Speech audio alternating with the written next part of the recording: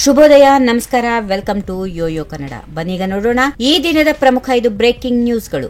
ಮುಖ್ಯಮಂತ್ರಿ Siddaramaiah 11 KV current ಅಲ್ಲ, ಅದು 660 ಕೆವಿ ಕರೆಂಟ್. ಅವರನ್ನು ಮುಟ್ಟೋದು ಅಷ್ಟು ಸುಲಭ ಅಲ್ಲ, ಹೀಗೆಂದು ಬಿಜೆಪಿ ಶಾಸಕ ಮುನಿರತ್ನ ಹಾಡಿ ಹೋಗಲಿದ್ದಾರೆ. ಸಿದ್ದರಾಮಯ್ಯ ಅವರು ಸರ್ಕಾರದಿಂದ ಆಚೆ ಹೋದ್ರೆ ಏನಾಗುತ್ತೋ ಗೊತ್ತಿಲ್ಲ, ಅವರನ್ನ ಮುಟ್ಟಿ ಗೆದ್ದು ಚಲಾವಣೆ ಆಗುತ್ತೇವೆ ಎನ್ನುವುದು ಭ್ರಮೆ. ಆ ರೀತಿ ಭಾವಿಸುವುದು ಬಹಳ ತಪ್ಪು ಎಂದು ಸಿದ್ದರಾಮಯ್ಯ ಪರ ಬ್ಯಾಟ್ ಬೀಸಿದ್ರು. ಕಾಂಗ್ರೆಸ್ನಲ್ಲಿ ಸಿದ್ದರಾಮಯ್ಯ ಇಲ್ಲ ಅಂದ್ರೆ 6 ತಿಂಗಳಿಗೆ ಚುನಾವಣೆ ಬರುತ್ತದೆ. ನಾವು ಆ ಸಂದರ್ಭಕ್ಕೆ ಸಿದ್ಧವಾಗಬೇಕು, ಪರಸ್ಪರ ಗೊಂದಲ ಬಿಡಬೇಕು. ಕಾಂಗ್ರೆಸ್ ಬಲಿಷ್ಠ ಆಗಿದ್ದೇ ಸಿದ್ದರಾಮಯ್ಯ ಅವರಿಂದ. ಸಿದ್ದರಾಮಯ್ಯ ಅವರನ್ನ ಮೂಡಾಕೆ ಸಿಡಿಕೆಸ್ ಅಂತ ಹೊರಗೆ ಇಟ್ರೆ 6 ತಿಂಗಳಿಗೆ ಚುನಾವಣೆ ಬರುತ್ತದೆ. ಇಂತಹ ಸಂದರ್ಭಗಳಲ್ಲಿ ಬಿಜೆಪಿಯವರಾದ ನಾವು ಒಗ್ಗಟ್ಟು ಕಾಯ್ದುಕೊಳ್ಳುವ ಅಗತ್ಯ ಇದೆ ಎಂದು ಹೇಳಿದರು.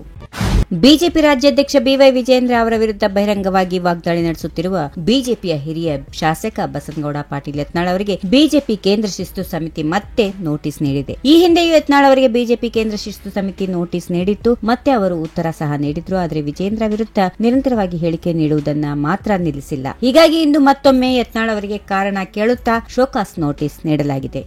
ಕಾಂಗ್ರೆಸ್ ಪಕ್ಷದಲ್ಲಿ ಯಾವುದೇ ಭಿನ್ನಾಭಿಪ್ರಾಯ ಇಲ್ಲ, ಎಲ್ಲರನ್ನ ವಿಶ್ವಾಸಕ್ಕೆ ತೆಗೆದುಕೊಂಡು ಪಕ್ಷದ ಬಲವರ್ಧನೆಗೆ ಪ್ರಯತ್ನ ಮಾಡಲಾಗುತ್ತಿದೆ ಎಂದು ರಾಜ್ಯ ಕಾಂಗ್ರೆಸ್ ಯುವ ಘಟಕದ ಪ್ರಧಾನ ಕಾರ್ಯದರ್ಶಿ ರಾಹುಲ್ ಜಾರಕಿಹೊಳಿ ಹೇಳಿದರು. ಬೆಳಗಾವಿಯಲ್ಲಿ ಮಾತನಾಡುತ್ತಾ ಅವರು, ಈಗ ಪಕ್ಷವು ನಮಗೆ ನೀಡಿರುವ ಜವಾಬ್ದಾರಿಯನ್ನ ಪ್ರಾಮಾಣಿಕವಾಗಿ ನಿಭಾಯಿಸುತ್ತೇನೆ ಎಂದು ಹೇಳಿದರು. ಹಿರಿಯ ಮುಖಂಡರ ಮಾರ್ಗದರ್ಶನದಲ್ಲಿ ಕೆಲಸ ಮಾಡುತ್ತೇನೆ ಎಂದು ತಿಳಿಸಿದರು.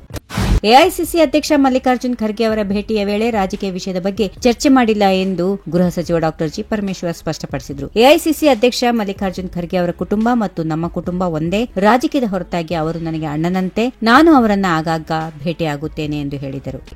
ಅಮೆರಿಕದಿಂದ ಕಾಲಿಗೆ ಚೈನ್ ಹಾಕಿಕೊಂಡು ದೇಶದ ಜನರನ್ನ ತಂದು ಬಿಸಾಕಿದ್ದು ಇಡೀ ದೇಶಕ್ಕೆ ಅವಮಾನ ಮಾಡಿದ್ರು. ಭಾರತದಲ್ಲಿ 18 ಲಕ್ಷ ಜನ ಪಾಸ್ಪೋರ್ಟ್ ಸರೆಂಡರ್ ಮಾಡಿದ್ದಾರೆ, ಆದರೆ ಇದರ ಬಗ್ಗೆ ಯಾವುದೇ ಚರ್ಚೆ ಆಗುತ್ತಿಲ್ಲ, ಹೀಗೆಂದು ಕಾರ್ಮಿಕ ಸಚಿವ ಸಂತೋಷ್ ಲಾಡಾ ಅಸಮಾಧಾನ ವ್ಯಕ್ತಪಡಿಸಿದ್ದಾರೆ. ಕಳೆದ 11 ವರ್ಷದಿಂದ ಏನನ್ನೂ ಮಾಡಿಲ್ಲ, ಲೆಕ್ಕ ಇಲ್ಲ, ಬುಕ್ ಇಲ್ಲ. ಸಾಹೇಬ್ರು ದಿನಕ್ಕೆ 3 ಬಾರಿ ಬಟ್ಟೆ ಬದಲಾಯಿಸುತ್ತಾರೆ, 16 ಗಂಟೆ ಕೆಲಸ ಮಾಡ್ತಾರೆ ಅಂತಾರೆ, ಆದರೆ ಅವರ ಕಣ್ಣುಗಳು ಹೊಳೆಯುತ್ತಿವೆ. ಏನ್ ಕೆಲಸ ಮಾಡ್ತಾರೆ ಅನ್ನೋದು ಜನರಿಗೆ ಗೊತ್ತಾಗುತ್ತಿಲ್ಲ ಎಂದು ಕಳೆದ 10 ವರ್ಷದಲ್ಲಿ ದೇಶದ ಆರ್ಥಿಕತೆ ಕುಸಿದಿರುವ ಬಗ್ಗೆ ಲಾಡಾ ಆಕ್ಷೇಪ ವ್ಯಕ್ತಪಡಿಸಿದ್ದೇ ಅಲ್ಲದೆ ಪ್ರಧಾನಮಂತ್ರಿ ಮೋದಿ ಅವರ ಜೀವನ ಶೈಲಿ ಕುರಿತು ಕಿಡಿಕಾರಿದ್ದಾರೆ. ಈ ವಿಡಿಯೋ ನಿಮಗೆ ಇಷ್ಟವಾದಲ್ಲಿ ಲೈಕ್ ಮಾಡಿ, ಶೇರ್ ಮಾಡಿ, ಸಬ್ಸ್ಕ್ರೈಬ್ ಮಾಡಿ.